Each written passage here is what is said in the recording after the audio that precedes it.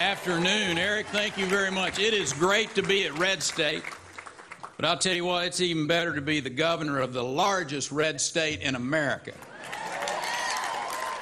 And it's sure good to be back in the Palmetto State in South Carolina. You know, I enjoy coming to places where people elect folks like Nikki Haley, true conservatives, and also where they love the greatest fighting force on the face of the earth, the United States military.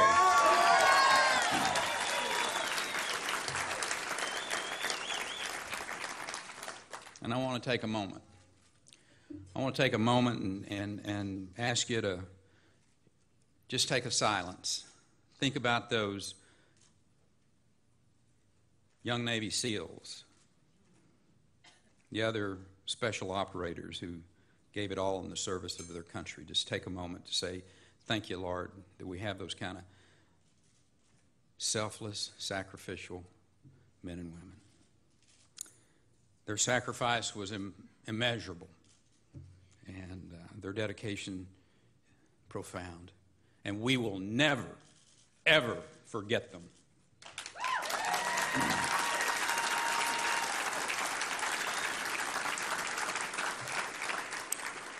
I stand before you today as the governor of Texas, but I also stand before you the son of two tenant farmers. Ray Perry, who came home after 35 bombing missions over Europe to work his little corner of land out there, and Amelia, who made sure my sister Milla and I had everything that we needed, including hand sewing my clothes until I went off to college. I'm the product of a place called Paint Creek. Doesn't have a zip code. It's too small to be called a town along the rolling plains of Texas. We grew dryland cotton and wheat. When I wasn't farming or attending Paint Creek Rural School, I was generally over at Troop 48, working on my Eagle Scout Award. And around the age of 8, I was blessed, didn't realize it, but I was blessed to meet my future wife, Anita Thigpen, at a piano recital. We had our first date 8 years later, and she finally agreed to marry me 16 years after that. Nobody says I am not persistent. You know, there is no greater way to live life than with someone you love. And my first love is with us today, my lovely wife, Anita. Honey.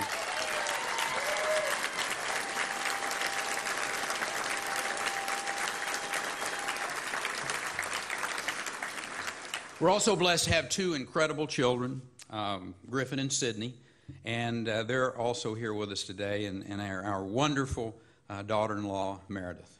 I'd just like to introduce those to you. Right there. Yeah, girls. Thank you. You know, what I learned growing up on the farm was a way of life. It was centered on hard work and on faith and on thrift. Those values have stuck with me my whole life. But it wasn't until I graduated from Texas A&M University and joined the United States Air Force, flying C-130s all around the globe, that I truly appreciated the blessings of freedom. You know, paraphrase Abraham Lincoln and Ronald Reagan, I realized that the United States of America really is the last great hope of mankind.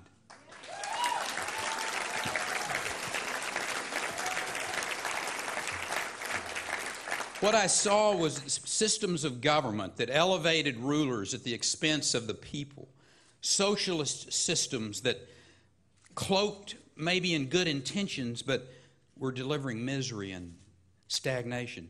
And I learned that not everyone values life like we do in America, or the rights that are endowed to every human being by a loving God. You see, as Americans, we're not defined by class, and we will never be told our place.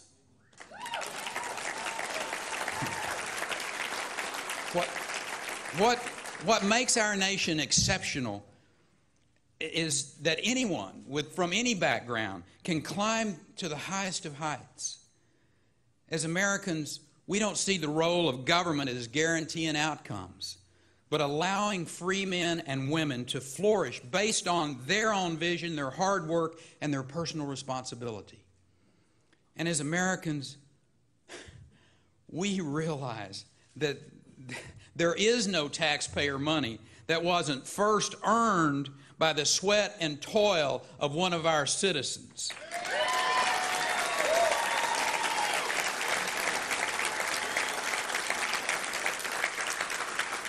That's why we reject this president's unbridled fixation on taking more money out of wallets and pocketbooks of American families and employers and giving it to a central government.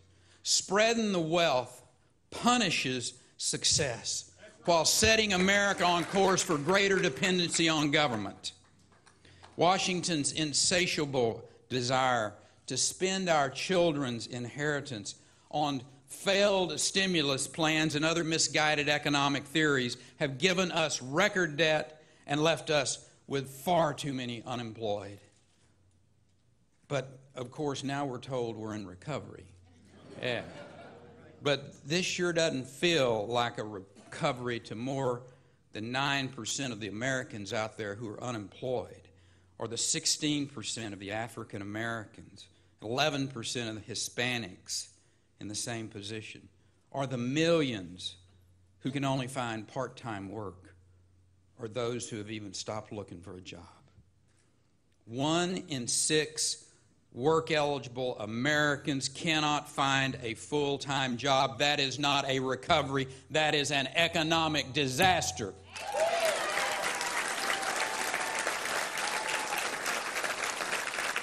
And you think about it, for those Americans who do have full-time jobs, they aren't experiencing economic recovery with the rising fuel cost and the food prices that are going up. Recovery is a meaningless word if the bank has foreclosed on your home, if you are underwater on your mortgage, or if you are up to the max on your credit card debt. Those Americans know that this president and his big spending, big government policies have prolonged our national misery, not alleviated it.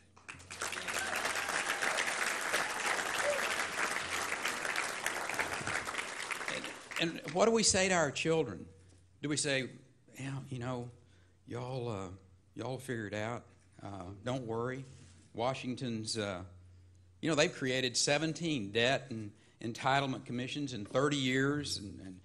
But the fact of the matter is they just didn't have the courage to make the decisions to allow you to have the future that you actually deserve. That Washington wouldn't even make modest entitlement program reforms in this last debate. And the president even refused to lay out a plan for fear of the next election.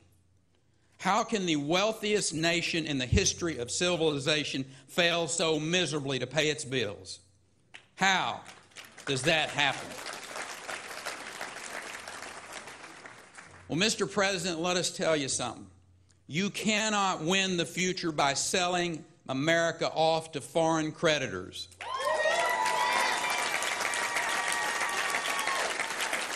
We cannot afford 4 more years of this rudderless leadership. Last week, that leadership failed. And the tax and spend and borrow agenda of this president led to the first ever downgrade of credit rating of the United States of America. In reality, though, this is just the most recent downgrade. The fact is, for nearly 3 years, President Obama has been downgrading American jobs. He's been downgrading our standing in the world. He's been downgrading our financial stability. He's been downgrading our confidence and downgrading the hope for a better future for our children. That's a fact. His policies are not only a threat to this economy, so are his appointees a threat.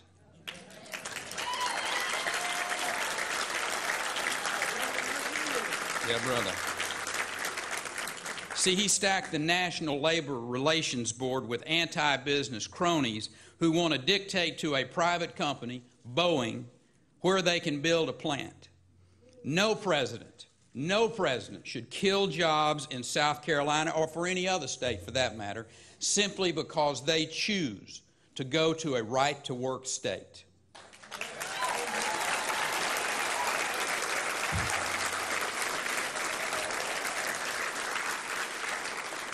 You see, when the Obama administration is not stifling economic growth with overregulation, they're achieving the same through their reckless spending.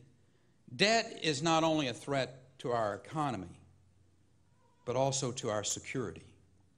America's standing in the world is in peril, not only because of disastrous economic policies, but from the incoherent muddle that they call foreign policy.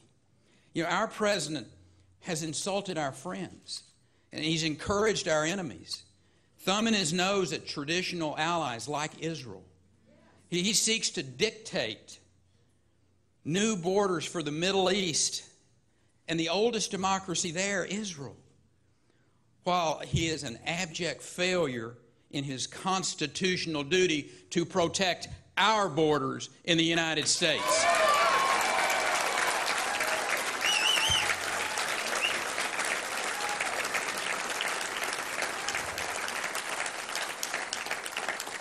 You know, his foreign policy seems to be based on alienating our traditional allies while basing our domestic agenda on importing those failed Western European social values.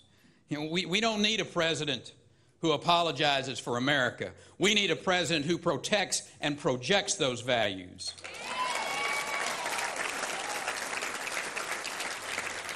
Look, it's pretty simple. We're going to stand with those who stand with us, and we will vigorously defend our interest. And those who threaten our interest, harm our citizens, we will simply not be scolding you. We will defeat you.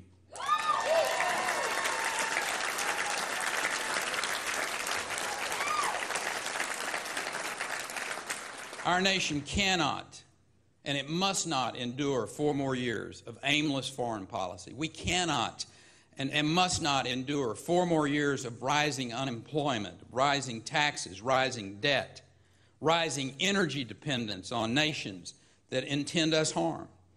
It's time to get America working again. To get our citizens working in good jobs and getting the government to working for the people again. You know, page 1 of any economic plan to get America working is to give a pink slip to the current residents in the White House.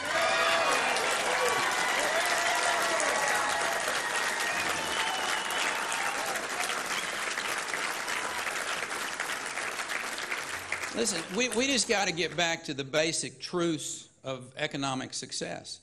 You know, as governor, I've had to deal with the consequences of this national recession. In 2003, and again this year, my state faced billions of dollars in budget shortfalls. But we worked hard. We made tough decisions. We balanced our budget, not by raising taxes, but by setting priorities and cutting government spending. It can and it must be done in Washington, D.C.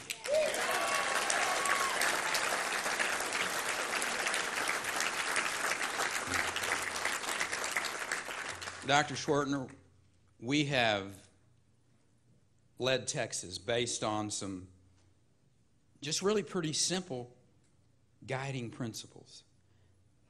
One is don't spend all of the money.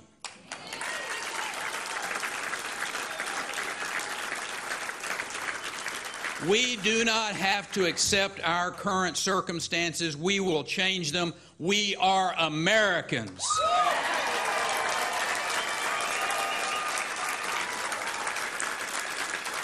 That's what we do. We roll up our sleeves. We go to work. We fix things.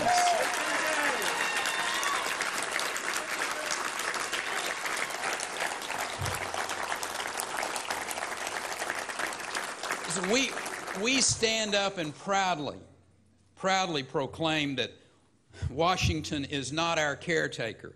And we reject the state that, in, I think, Margaret Thatcher's words, she said, a state that takes too much from us in order to do too much for us. We will not stand for that any longer.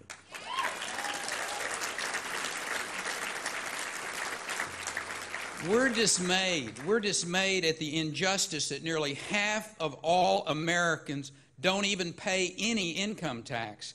And, you know, and the liberals out there are saying that we need to pay more. We are indignant about leaders who do not listen and spend money faster than they can print it. In America, the people are not subjects of the government. The government is subject to the people.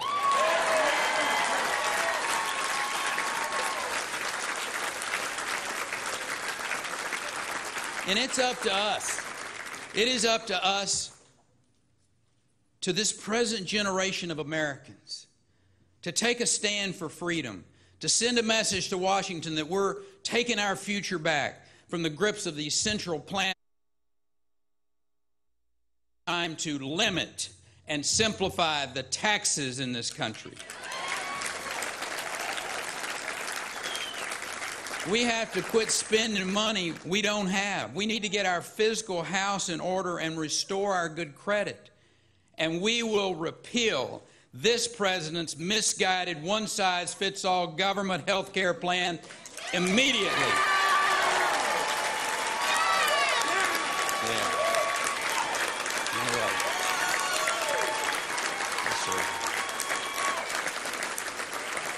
We'll create jobs. We'll get America working again. We'll create jobs and we'll build wealth. We'll truly educate and innovate in science and in technology and engineering and math. We'll create the jobs and the progress that's going to be needed to get America working again. And I'll promise you this. I'll work every day to try to make Washington, D.C. as inconsequential in your life as I can.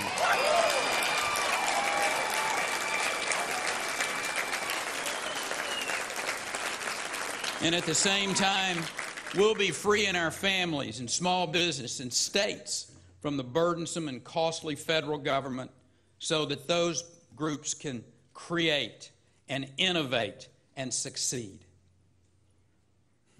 I believe in America. I believe in her purpose and her promise. I believe her best days have not yet been lived. I believe her greatest deeds are reserved for the generations to come. And with the help and the courage of the American people, we will get our country working again. God bless you, and God bless the United States of America. Thank you.